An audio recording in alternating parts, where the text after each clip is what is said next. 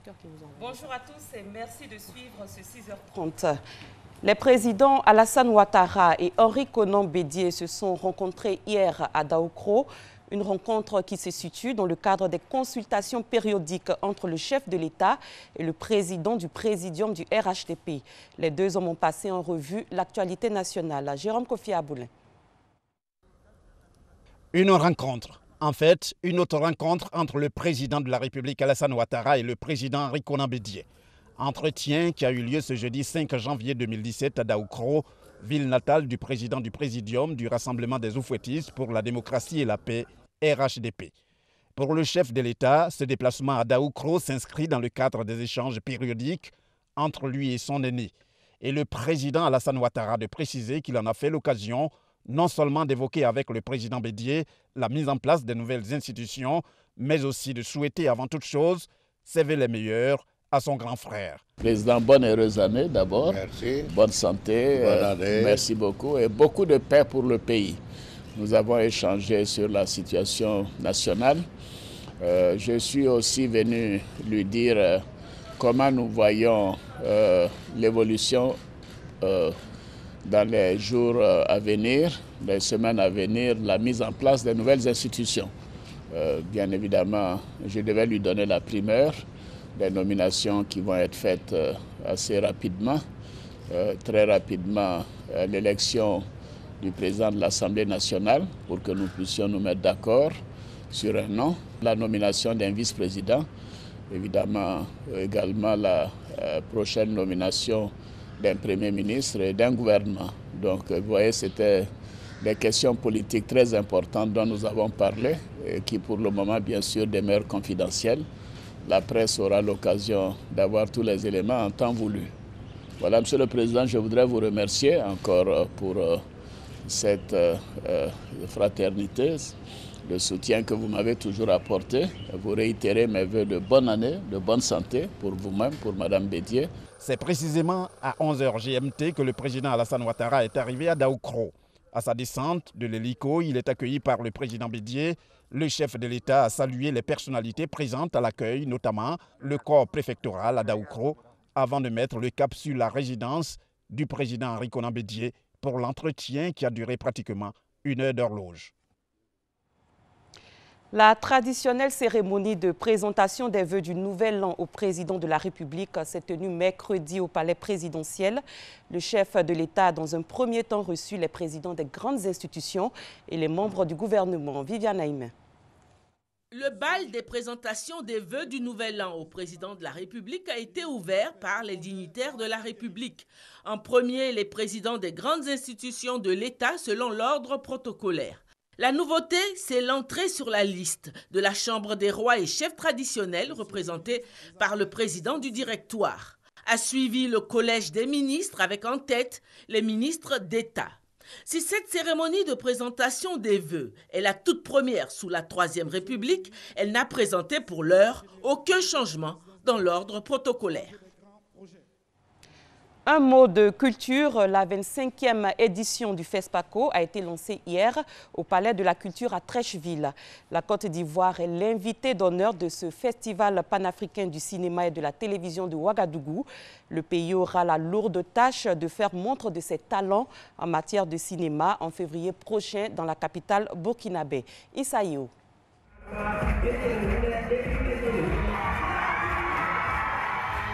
Salle archi-comble pour le lancement du 25e FESPACO, Festival panafricain du cinéma et de la télévision de Ouagadougou, à Abidjan.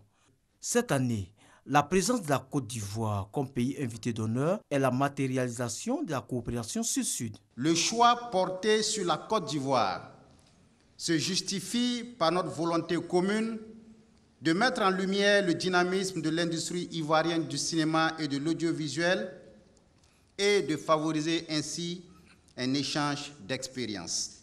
Le cinéma ivoirien a fortement marqué l'histoire du FESPACO avec des cinéastes de grande renommée, tels que les doyens Henri Duparc, Fadiga Kramo Lassiné et Nyom Bala.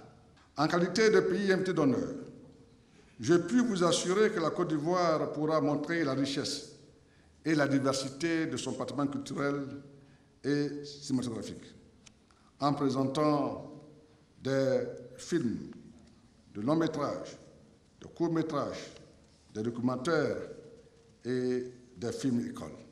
L'honneur fait à la Côte d'Ivoire est salué par de nombreux artistes. C'est un symbole très fort. Quand on sait l'histoire qui existe entre les deux pays, la Côte d'Ivoire et le Burkina, qui sont des pays frères. Le délégué général du FESPACO, Ardu Massouma, a saisi l'occasion pour dévoiler la liste des 20 films en compétition pour les Talons d'or du Yenenga. La Côte d'Ivoire sera présente à ce grand rendez-vous avec 2 films, L'interprète et Innocent malgré tout. Pour la cérémonie d'ouverture de ce 25e FESPACO, Alpha Blondy, la méga star du reggae ivoirien, est annoncé à Ouagadougou. Le FESPACO aura lieu du 25 février au 4 mars 2017 à Ouagadougou. En exil depuis 2011, le frère aîné de Charles Blé Goudé a regagné Abidjan mercredi nuit. Boniface Blé, capitaine des douanes ivoiriennes, a été accueilli par le ministre de la Solidarité, de la Cohésion sociale et de l'indemnisation des victimes, Maria Toukouni. Alexis Ouedraogo. Il était en exil depuis le 29 juin 2011 au Bénin. Boniface Niepo Blé, frère aîné de Charles Blé Goudé, a regagné Abidjan avec son épouse. Pour lui, la mission menée par la ministre Marietou Koné au Libéria et au Ghana a rassuré. Niepo Blé entend œuvrer à réintégrer ses fonctions. 6 ans d'absence dans son pays, je pense que c'est trop. Et il était temps que j'y mette fin à cette absence-là pour regagner ma famille, pour regagner mon pays et pour regagner mon travail. La ministre a pour sa part salué cette décision de retour. Elle a rappelé les garanties offertes par le gouvernement, à savoir la sécurité, la réintégration socio-économique et la liberté de circuler. Quand on est dehors, on est chez autrui. Maintenant, il est rentré chez lui. Il va circuler en Côte d'Ivoire comme tout citoyen ivoirien avec tout ce qu'il y a. Pour ceux qui hésitent encore, je vais dire qu'il faut... c'est vrai, il y en a qui se cachent pour venir, mais il faut venir, il faut rentrer parce que, comme j'ai l'habitude de le dire, le vent de la paix et le vent de la sécurité souffle sur la Côte d'Ivoire. En tout cas, il n'y a pas de raison de rester à souffrir à l'étranger, souffrir chez les autres, alors qu'on a tout le bien-être chez soi. Avant lui, de retour en Côte d'Ivoire après plusieurs années d'exil, Kadé Bertin, ex-ministre de la Défense de Laurent Gbagbo, et Kakou Brou alias Maréchal Kabé ont été réintégrés début août dans la fonction publique. En santé, la mauvaise qualité des prestations dans les établissements sanitaires privés et la création de cliniques privées sans autorisation légale, le ministère de la Santé et de l'Hygiène publique n'en veut plus. Il vient de lancer une campagne de sensibilisation au strict respect de l'éthique médicale à l'endroit des acteurs de ce secteur privé. Grâce Kando. Aides-soignants formés sur le tas en remplacement des infirmiers et professionnels de santé, soins au rabais, utilisation des lieux d'habitation comme établissements de santé, autant de plaintes enregistrées à propos des établissements sanitaires privés. Pour redorer le blason de ce secteur, le ministère de la Santé et de l'Hygiène publique exhorte à tous les acteurs de ces établissements privés à un respect scrupuleux de l'éthique médicale. Il s'agit de les aider à se mettre aux normes, à rentrer dans le canevas de la réforme hospitalière qui a été faite par le ministère de la Santé et de l'Hygiène publique. De sorte que, quand on rentre dans une clinique privée, qu'on soit sûr qu'on va recevoir le meilleur des soins. Les responsables de ces cliniques privées marquent leur détermination à réserver un bon accueil aux patients. Ils souhaitent par ailleurs une assistance de l'État. Il est important que les promoteurs nationaux que nous sommes, l'État nous aide à mieux appréhender la problématique de la prise en charge au niveau de la santé de nos populations. Et c'est l'un des seuls secteurs où il n'y a pas eu de réévaluation des tarifs depuis 1998. La rencontre a été aussi l'occasion de rassurer les promoteurs des cliniques privées sur la régularisation de leur situation administrative. Nous sommes aussi en train de faire en sorte que, pour que l'autorisation soit délivrée, il y ait une attestation de conformité qui permet donc de dire que l'établissement est vraiment conforme à ce qui est souhaité et ne fait courir aucun risque à la population. Pour mettre à jour la base des données des structures sanitaires privées, le ministère de la Santé et de l'Hygiène publique demande aux promoteurs de se faire recenser. Les Olympiades de mathématiques 2016 vont se tenir au Maroc. La Côte d'Ivoire vise la première place à ce concours. Une cinquantaine d'élèves de lycées et collèges ont suivi des cours de renforcement pendant les congés de Noël. C'est une initiative de la Société mathématique de Côte d'Ivoire. Emma Niami. Ils sont 50 présélectionnés qui tenteront de figurer parmi les 6 compétiteurs qui vont représenter la Côte d'Ivoire aux Olympiades panafricaines de mathématiques au mois de mai au Maroc. Ils ont moins de 20 ans et sont les meilleurs élèves en mathématiques des lycées et collèges de Côte d'Ivoire. Selon moi, les mathématiques, c'est comme un jeu. Si tu donnes une valeur ludique aux mathématiques, ça peut aller rapidement. Avec le travail.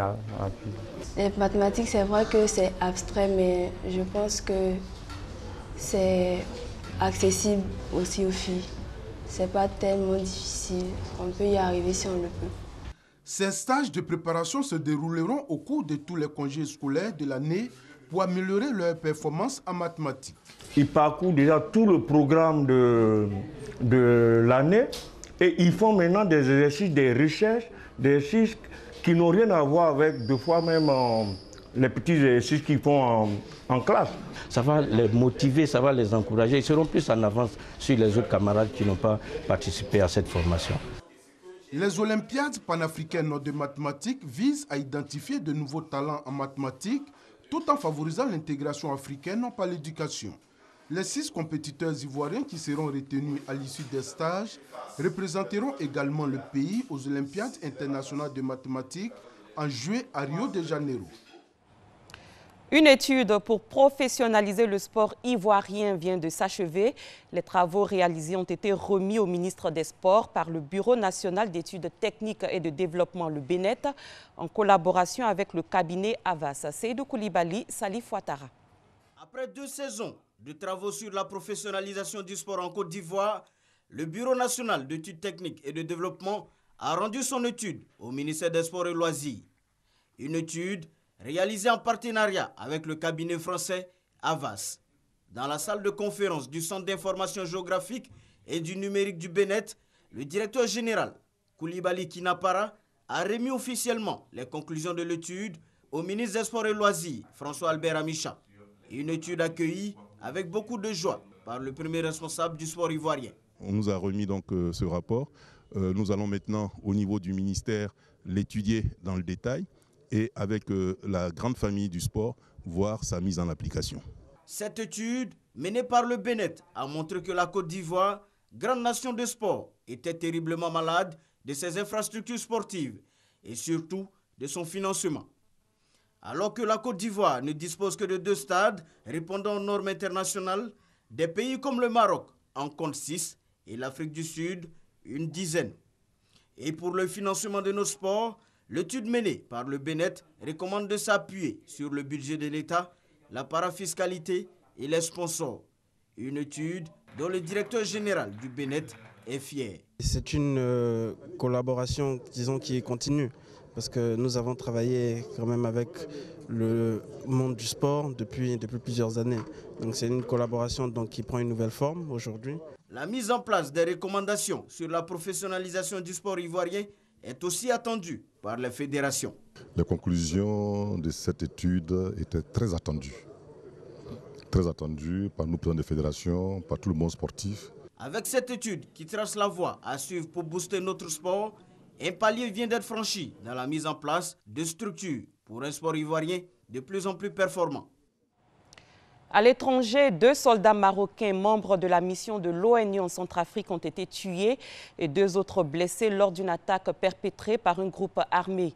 Cette attaque est survenue à une 60aine de kilomètres de la localité d'Obo, dans le sud-est du pays, alors que le contingent marocain escortait un convoi de camions d'essence. Au Mali, des jeunes soupçonnés d'être des terroristes ont été libérés. Ils avaient été arrêtés au centre du pays depuis plusieurs mois et transférés à Bamako. De plus en plus, la justice malienne ne retient plus rien contre eux. Au total, une vingtaine de libérations ont eu lieu au cours de ces 3 dernières semaines. Et c'est la fin de ce 6h30. Merci de l'avoir suivi. Très bon début de journée à tous et à toutes.